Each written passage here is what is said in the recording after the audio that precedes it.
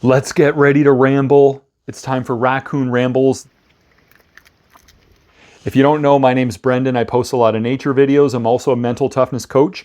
And tonight we're going to have a very special conversation. Let me ask you this. Are you looking to get into a romantic relationship? Or are you interested in having your romantic relationship be even better? If so, tonight's talk is just for you. It's called 7 Divorces and Counting. We also have a very special guest, and who knows what other surprises are in store for us. Let's get ready to ramble.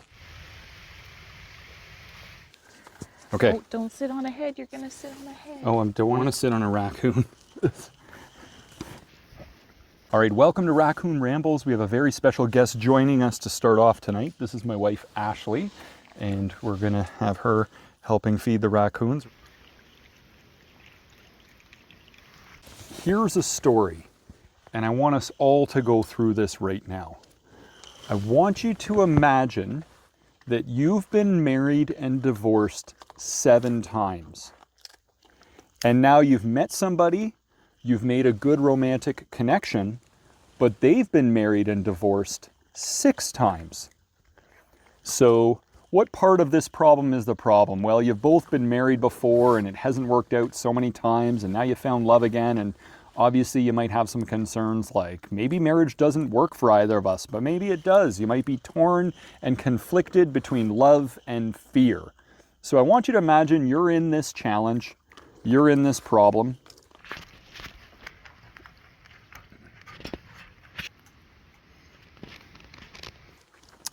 If this was your life and you're torn on this issue, what would you score it 1 to 10? How heavy is this problem on a scale of 1 to 10? 10 means it would keep you up at night. Like, oh my gosh, now I fell in love again. This would now be, I've already been married and divorced 7 times. What would you score it 1 to 10? You might consider it a 7, an 8, a 9. What would you score it 1 to 10, Ashley? A 9.5. 9.5, okay. So you might score it accordingly. So what we want to do here is we want to take this problem and we want to put it through the 7 questions of Problem Powerlifter. These are the 7 questions that take confusion and turn it into clarity for our life problems. These are the 7 questions that can help turn our pain into power for virtually any problem in life. So all of us together, we're all going to brainstorm answers to these 7 questions. The first of the 7 questions is this: why should we be grateful if we're in this situation?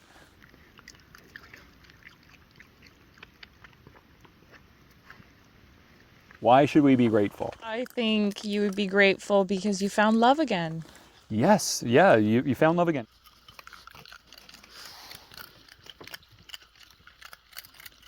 Also, some people never get a chance to get married. Here you are and you've got an 8th opportunity in front of you, right?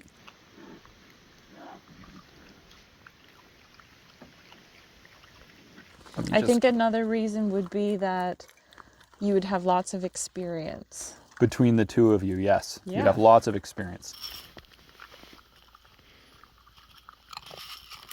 The other thing is that, time is a powerful healer. A broken heart is like a broken arm. It may hurt, it may be significantly debilitating initially, but it does heal in time.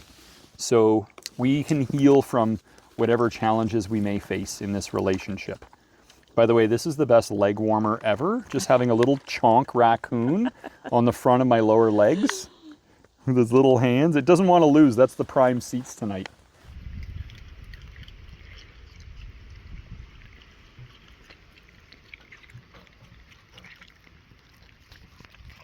Does anybody at home have any answers on this? Why should we be grateful if we're in this situation, right?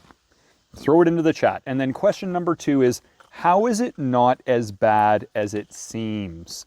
How is this problem not as bad as it seems? Ashley, what do you think? I think it's not as bad because you would know what to expect if the relationship were to go downhill. It's you know how to heal from it, you know what the legal ramifications are. You just, you're going in with eyes wide open. Yeah, you got great skills at breakups at this point. You got a PhD in divorce. Assuming if you're in North America like we are, divorce is legal.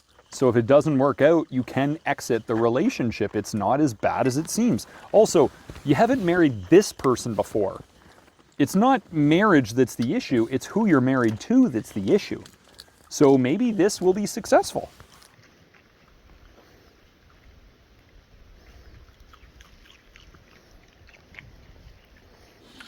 Also, the past does not equal the future. Just because you failed in the past doesn't mean you can't turn it around this time.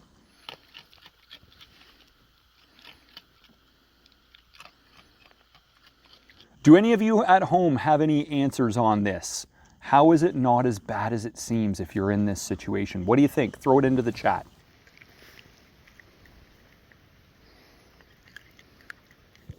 Let's go on to question number 3. Question number 3, how am I responsible? Ashley, what do you think? How am I responsible if we're in this situation? Well, I think just acknowledging the past, but knowing that everything happens so that you can learn and grow from it. Okay, so we are responsible for being honest about the past and learning and growing from it to the best of our ability. We might also say we're responsible for all of our past divorces because nobody put a gun to our head and made us marry all those people. So we were responsible on picking all of those partners. We are responsible in being open to meeting somebody new in the situation we're now in. You know, we put ourselves into this. Nobody forced us to meet somebody new and have a connection. So we signed up for this.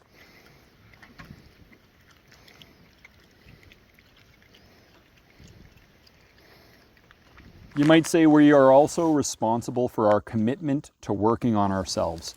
One of the biggest things that I think is a success indicator for relationships is openness to working on yourself.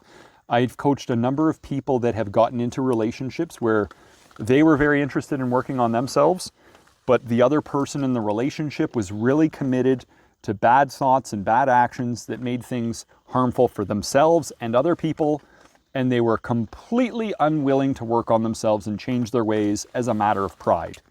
And so it's important to recognize this personality tendency in people before we sign up for one of the biggest contracts in our life.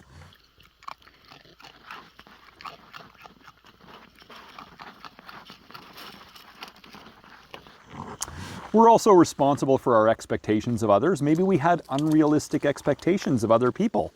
Maybe we expected them to be perfect, and we didn't realize that they don't have to be perfect for a relationship to be successful.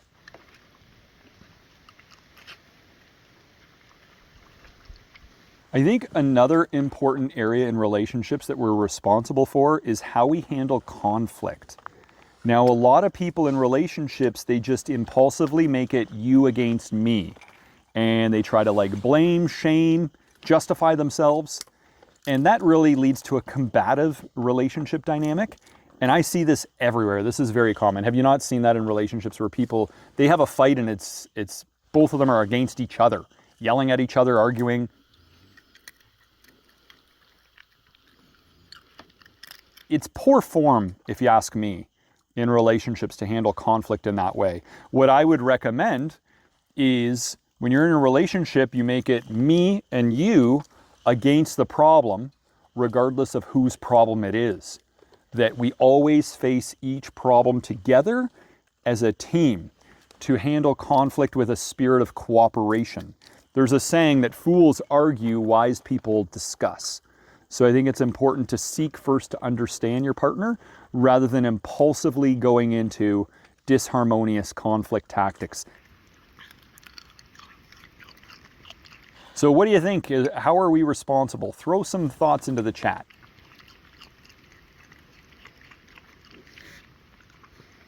Question number 4, what are the obstacles here? What are the obstacles? What do you think?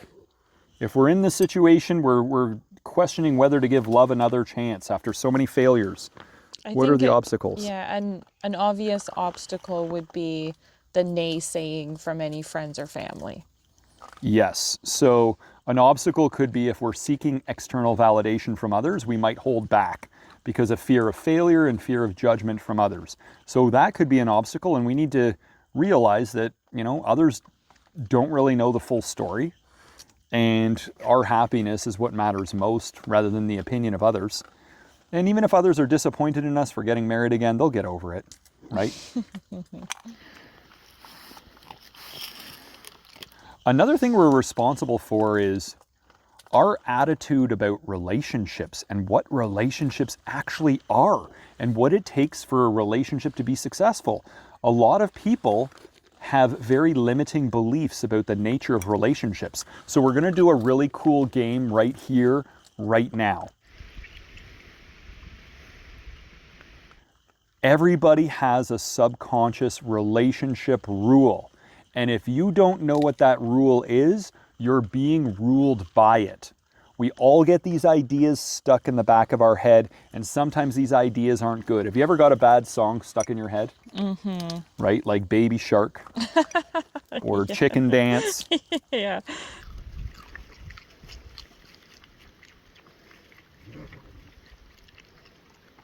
Might have got a bad attitude about relationships stuck in your head. So here's what we want to do. We want to find out what your rule is to see how much it's serving you or hindering you, okay? And this is important because our whole attitude about relationships will determine how we show up and how we handle everything.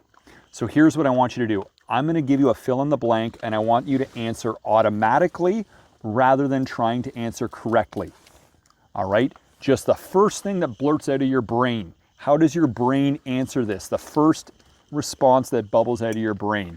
Here's what it is. Fill in the blank. Relationships are what? How does your brain finish that sentence? Relationships are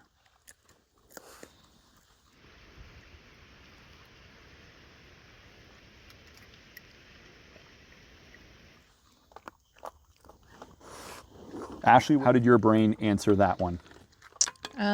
Relationships are an opportunity for growth, love, and companionship. Okay, excellent. I might say relationships are experiences for our entertainment and education so we can evolve into our higher potential.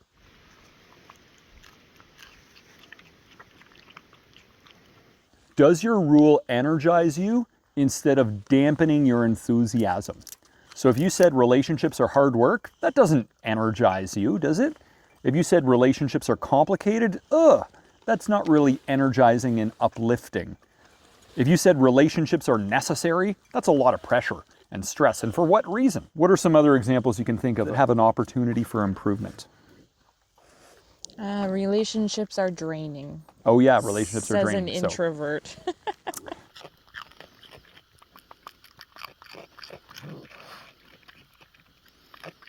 Does your rule lead to gratitude and acceptance instead of confusion, expectation, or entitlement? So if you said relationships are supposed to... I just got hit in the back with the hugest bug ever. It's behind your chair. Oh my gosh. In the slot. Let me just get it. Did you hear that thing? Yeah. Oh, it's on you. Where? It's right on your back. Okay, let me show the camera where this thing is. He's climbing up your neck. Okay. Where is this thing? It's right here. Stand up. There you go.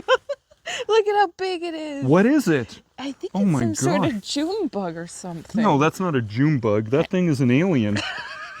Look at the size of that thing. Why is it so big? Why does this thing love me?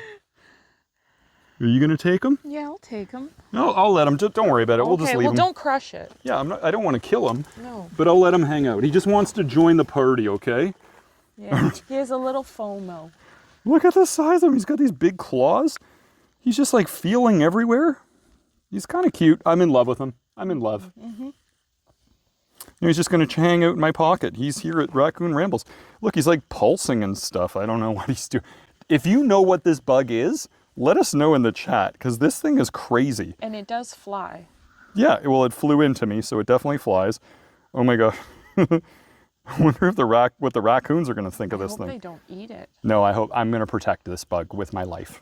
No raccoons are going to eat it. It's a very big conscious creature. Okay, so we don't want to. We want to have an attitude that has gratitude and acceptance. Whoop! There it goes. There he goes. You might say relationships are give and take.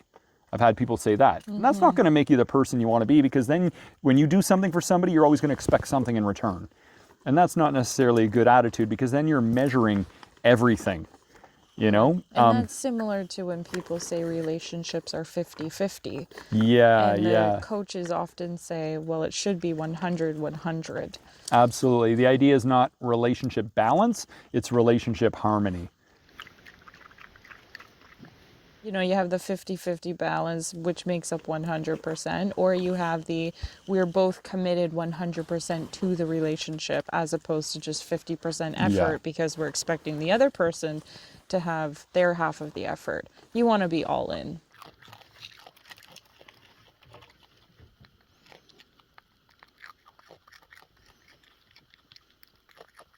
It reminds me of a model that comes from Chloe Madanis. There's 3 levels of relationships. Now, the one level is you have a giver and you have a taker. And that's not a great relationship, because the taker is relentless and insatiable and entitled, and they always want more, and they never really seem to appreciate. And the giver gets exhausted. Have you ever experienced or witnessed somebody who is in a giver-taker relationship? Or have you ever been in one yourself? I've been in it. It sucks. It's not worth the journey and ride. What are your thoughts on giver taker? Yeah, it can be exhausting for the giver, and then the taker just kind of reaches this point of almost entitlement, like they're just expecting it to always be that way. The motto of that kind of a relationship is striving for mediocrity, because usually those relationships are just a mess.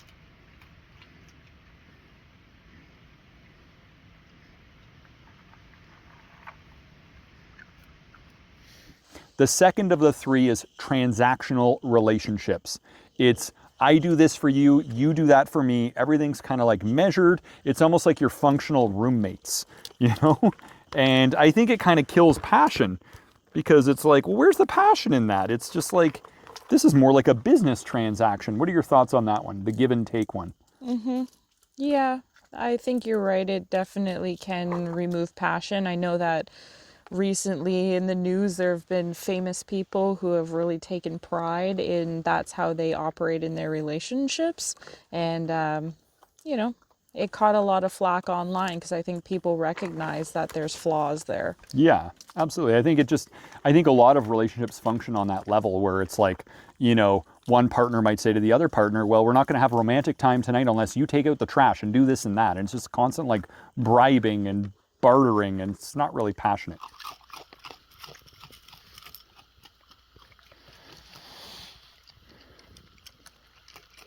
Now, the best level, the level that I think is worth it, is put each other's needs first.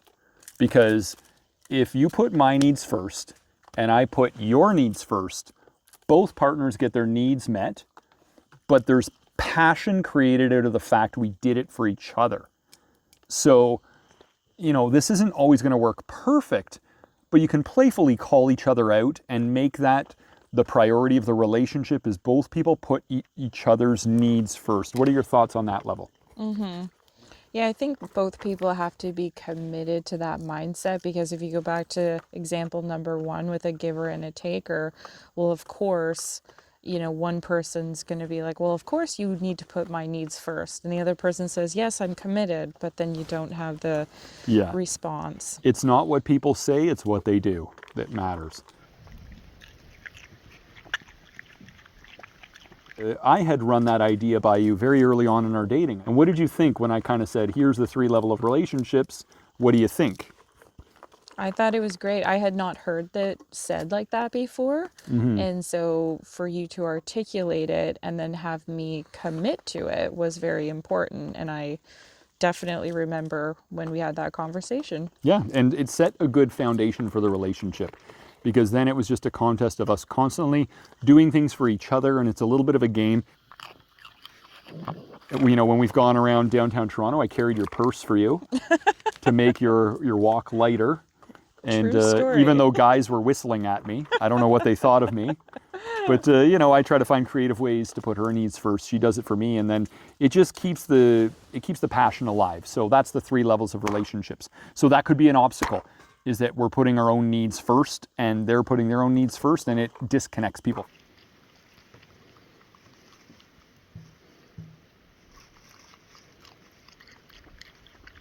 So if you said, you know, relationships are a hassle, relationships are trouble, relationships are difficult, how much pain does it cost you? Maybe there's been lost opportunities because you shied off, because you had a negative idea about what would happen if you pursued things further.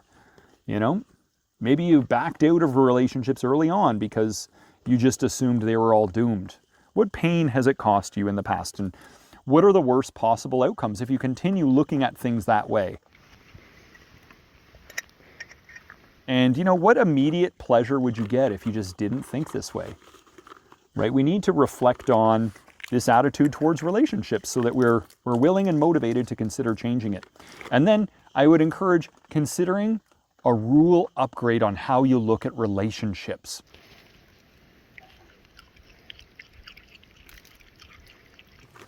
Relationships are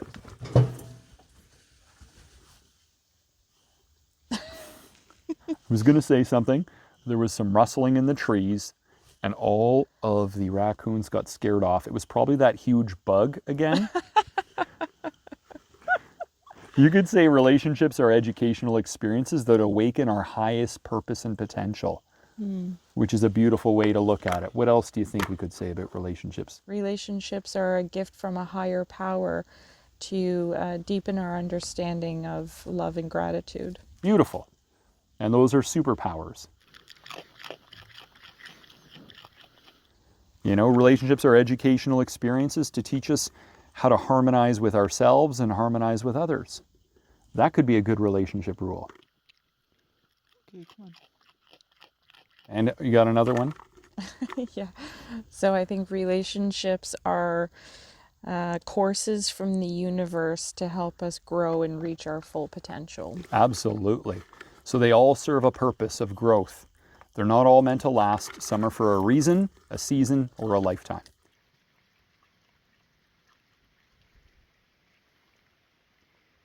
You know, the key is we want to have a really good rule on what they are, subconsciously in the back of our head, so that we engage it with a growth mindset and we always prioritize having fun. And if you have a negative view of what relationships mean to you, all your relationships might be doomed, because eventually that negative attitude is going to lead to lots of self-sabotage thoughts and behaviors. Well, you have a great opportunity to change the way that you look at relationships, to change your future. If you change this belief, it'll change your actions, your experiences, your character, and then your destiny. It literally puts you on an entirely new road moving forward if you just look at them differently. So, going back to what we're at number 4, what are the obstacles if we've been married and divorced 7 times? There might be like financial and legal things that are lingering from the past. We might have emotional baggage that could be an obstacle. It's really important to check some of this emotional baggage. What it is just limiting narratives and beliefs we have under the surface, like you can't trust anybody. That would be emotional baggage. Emotional baggage would be, you know, when I have a need, you should be able to read my mind and do it for me without me even saying anything. So that's emotional baggage. You can't expect your partner to be a mind reader, right? You know, emotional baggage would be that you have to go along to get along. You know, if you feel like you're just afraid of conflict and upsetting the apple cart, you might allow yourself to be a doormat in relationships. You might have some self-doubt, like that just relationships never work out for you, and you need to challenge these narratives that are going to predispose you to failure. But first you need to identify what they are, and it might be a topic for a future Raccoon Rambles. I have the relationship baggage claim. So we go through like 30 of these, and which ones do you have? And here's why it's a bad idea to think that way. And here's the empowering truth.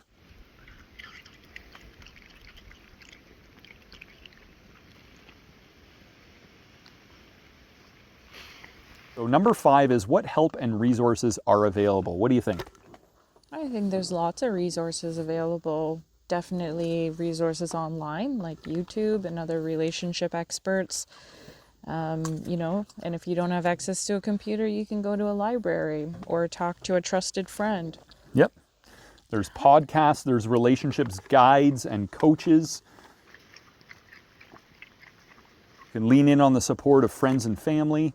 There's lots of help and resources available to help us find and fill our wisdom gaps. Because I think karma is unlearned lessons.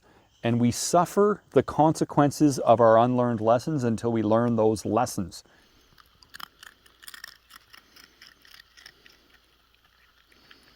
This mug actually has some really good raccoon relationship advice. Feed me and tell me I'm pretty.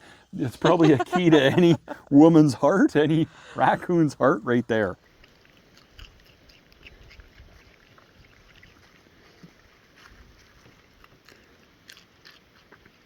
Okay.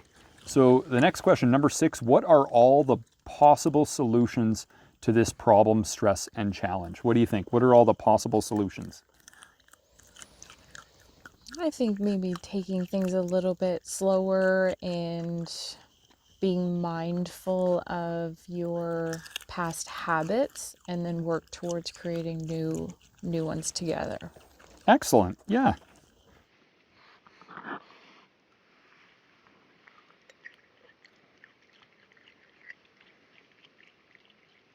You know, a good possible solution is figuring out how to best love each other.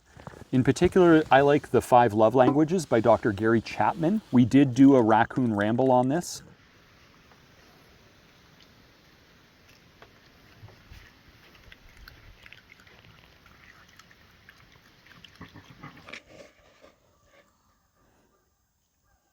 There you go.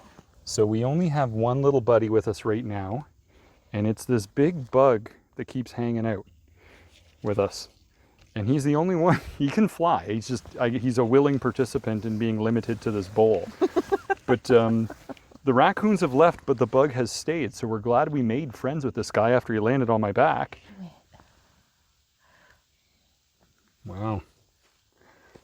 Now, we were talking about, what are the possible solutions? 5 Love Languages by Dr. Gary Chapman. You can figure out the ways in which other people prefer to receive love, whether it's words of affirmation, gifts, quality time, touch, or acts of service. And you can figure out how to communicate your own needs better. So that can be a great thing. So the next question and final question would be, what should we do next and in what order? What should be our plan of action if we're in this situation? What do you think? Well, I think you would want to agree to put each other's needs first. Absolutely. Putting each other's needs first. Also, having a good system for handling conflict, right? Like, hey, let's face every issue together. I think having a shared vision of success, like, how do we know the relationship's working? If I asked you that right now, how do you know our relationship is working? How would you know?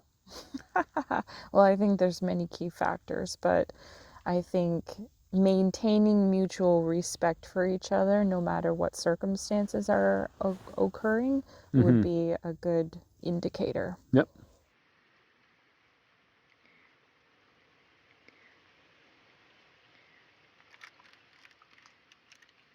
I think just continuing to have joy and continuing to grow together instead of growing apart, right? I think is a good sign with that one there. Another action step moving forward is to heal your past wounds.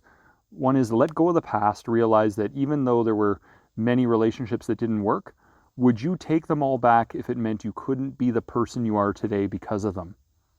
It might have been difficult, it might have been uncomfortable, but in many ways, did it strengthen your character? Did you learn resourcefulness? Did you learn how to set healthy boundaries? Did you learn the red flags on different personality types so that you wouldn't go into that kind of a situation in future?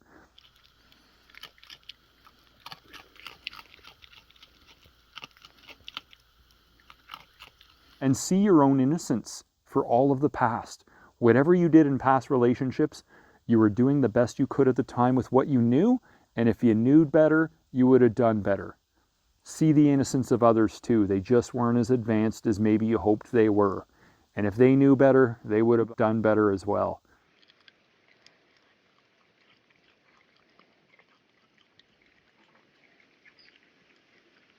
It would be a great idea to have a mentor or some sort of example of a couple that you know, look up to, or just to get a relationship coach. Yeah, that could be good as well.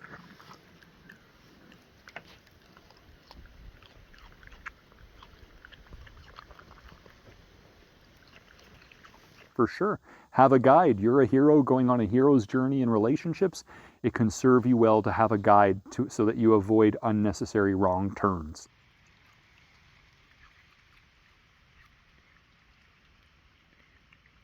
I also think it's important to have a role model. And you know my role model for our marriage. The Buddha. There's a story about Buddha that I love, and it changed my life.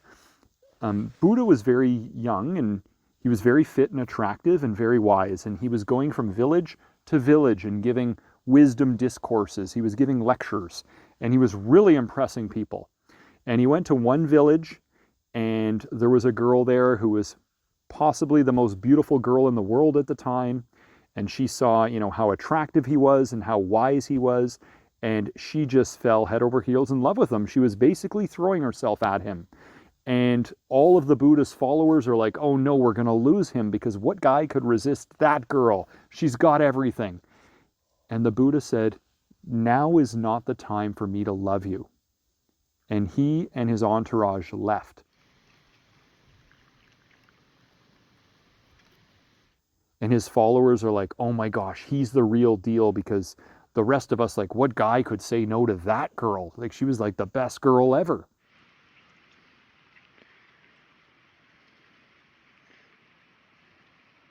So a couple of years pass, and the Buddha wakes everybody up in the middle of the night, and he says, let's go, follow me. And everybody starts to follow him, and they don't really know where they're going. And they're walking, and there's a big tree in the distance. The sun is coming up, and they realize there's a body at the bottom of the tree. And as they get closer, they realize it's a leper. And back in the day when you got leprosy, you were cast out of the village, and you basically died alone and destitute. So here's this leper at the base of a tree, dying all by themselves. And the Buddha kneels down, puts his hand on the leper, and says, do you remember me? Now is the time when I'm going to love you, when nobody else will love you, so that you know my love is true.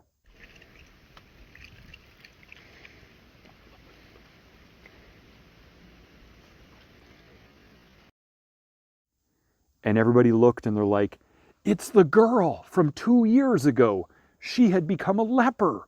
They're like, oh my goodness. And the Buddha healed her of her leprosy, and she became a lifelong companion of the Buddha and a lifelong follower and devotee. And so I said, that's my role model, to have his kind of attitude, you know, that love you no matter what kind of attitude. And I feel like, you know, we all have different role models that resonate with us, and I feel like that's a great standard to aim for in relationships. And our little buddy's wandering away. I don't want to step on him. No, I was going to get him after your story. Okay, so Do you want to put him back in his safe place? I'll just hold him. Okay, he's pretty active. Yeah, this is the bug that landed on me. Oh, and he's huge. I've never seen a bug like this before. And anyway.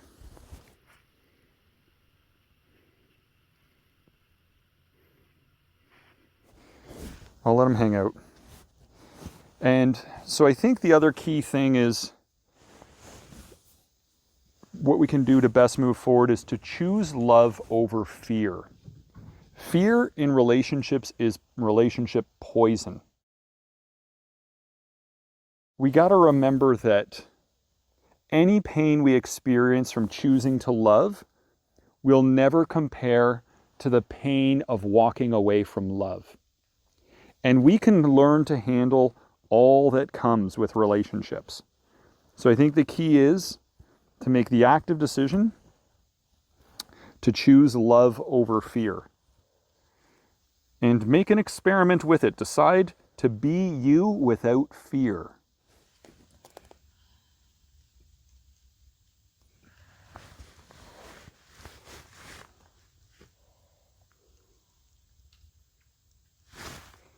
So this was a big breakthrough for me because when we started dating, I was full of fears. And you were very patient. And I read a passage in a book that said, "In perfect love, there is no fear." And I thought, could I do that? Could I have perfect love without fear? And I thought I could if I decided to. Maybe I'll do that as an experiment for a week, choose love over fear. And I thought, if I did that for a week, what would I do differently? And I thought I would reach out to Ashley and see if she'd like to get together. And I did. And I had one of the most fun weeks I've had in as long as I could remember. So I thought that was a great experiment. I'm going to turn it into a 1-month experiment. So then I went into 1 month of choosing love over fear, and then 1 month became, 12 years now of just deciding to choose love over fear. It needs a name. What are we going to name it? Maybe Frederick. Frederick. Little Frederick. He's so curious. So curious. I know that this little creature would freak the heck out of a lot of people, but what I love about Frederick is the curiosity and the consciousness behind him.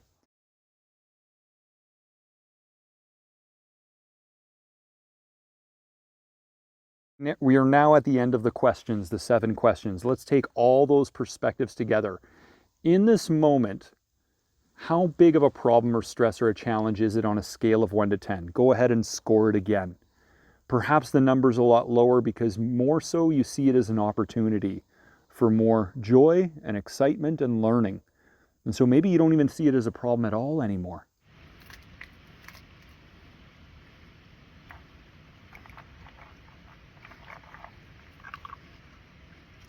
What would you score it again 1 to 10 now after going through all these perspectives? I think it would be a 3. A 3 from a 9.5, yeah. And for me, I'd have it at a 0. I'd be like, this is not a problem. All of the past made me who I am for today, and I'm even wiser and better. As difficult as it was necessary for me to learn and grow. Right, Frederick? What would you give it, little buddy? 7 divorces and counting is a true story. It actually happened. It happened with an actress named Zsa Zsa Gabor. And when she was 69, she met a man who was married and divorced 6 times. They decided to give love a chance.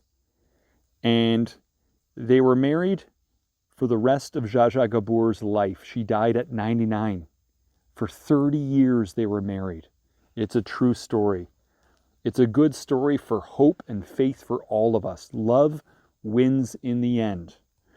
And we have certainly fallen in love with this little character, Frederick. This has been a very unique Raccoon Rambles because instead of loving on the raccoons, we're loving on whoever showed up. Tonight it's a massive insect.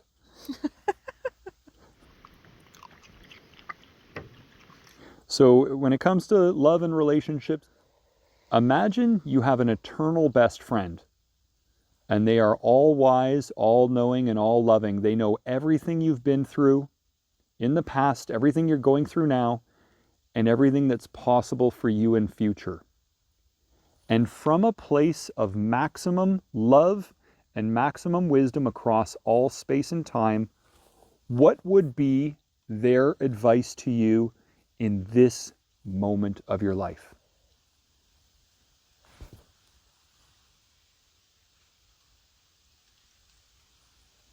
And whatever advice that is, that's our final message for you tonight on Raccoon Rambles.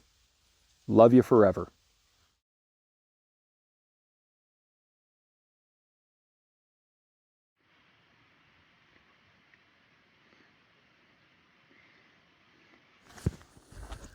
Do you guys know what this thing is?